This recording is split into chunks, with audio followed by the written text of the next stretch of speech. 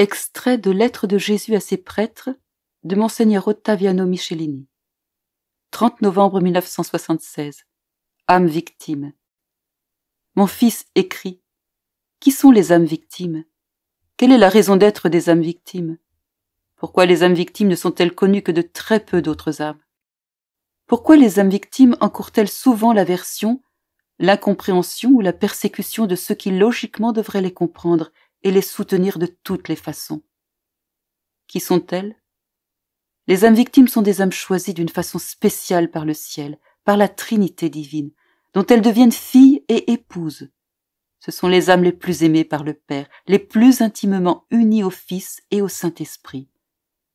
Ce sont les âmes qui généreusement, souvent héroïquement, font don de leur vie humaine à Dieu, subordonnant toute leur vie à la volonté divine, ne voulant que ce que Dieu veut d'elles, ne désirant que Dieu, vrai, unique, grand bien, alpha et oméga de tout et de tous, s'offrant et s'immolant elles-mêmes par amour pour Dieu, bien suprême, raison et fin de la vie, pour réparer leurs offenses et celles d'autrui.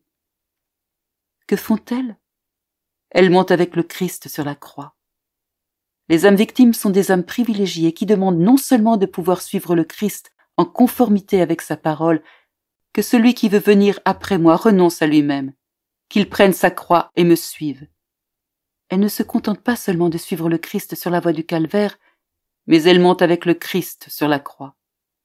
Ce sont des âmes courageuses, héroïques et généreuses. Ce sont les âmes qui ressentent profondément le caractère social de l'Église, surtout de l'Église affaiblie, et qui s'offrent pour cela. Les âmes victimes sont les âmes éclairées, qui ont compris qu'il ne peut y avoir d'amour de Dieu et d'amour de nos frères sans la souffrance. Ce sont les plus fidèles et les plus authentiques interprètes et exécutrices des deux commandements de l'amour. Les âmes victimes sont les âmes qui, se trouvant au-dessus de la dense obscurité qui enveloppe l'humanité, veulent s'élever et de fait s'élèvent sur les hauteurs, au-dessus de l'atmosphère polluée et corrompue de cette humanité matérialiste, et bien que cheminant sur la terre, leurs âmes et leurs pensées sont sur les hauteurs, dans le ciel, tournées vers Dieu, en Dieu et avec Dieu. Les âmes victimes sont les paratonnerres de l'humanité. Gare aux hommes, gare à la terre s'il n'y avait pas les âmes victimes. La justice divine aurait déjà suivi son inexorable cours, réduisant tout et tous en cendres. Pourquoi sont-elles si peu connues? Parce que mon fils, le bien véritable, la vertu véritable, sont dédaigneux de la publicité, des bruits du monde, des pensées du monde, des façons de vivre du monde.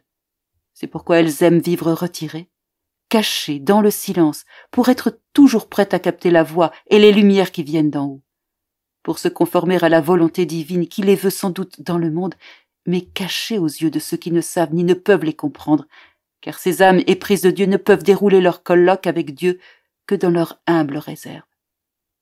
Elles sont peu connues encore, mon fils, parce que les hommes ne les comprenant pas, elles apparaîtraient à leurs yeux comme sottes et insensées.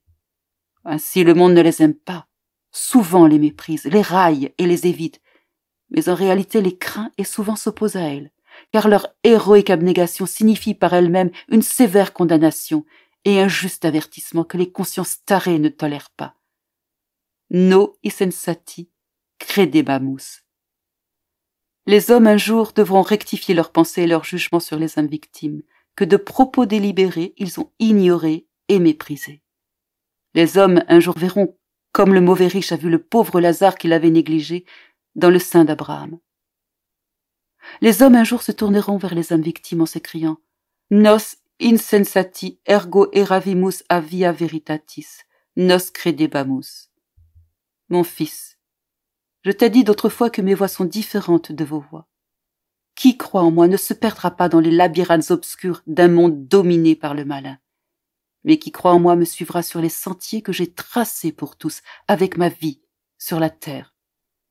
Je te bénis, mon fils, et aime-moi.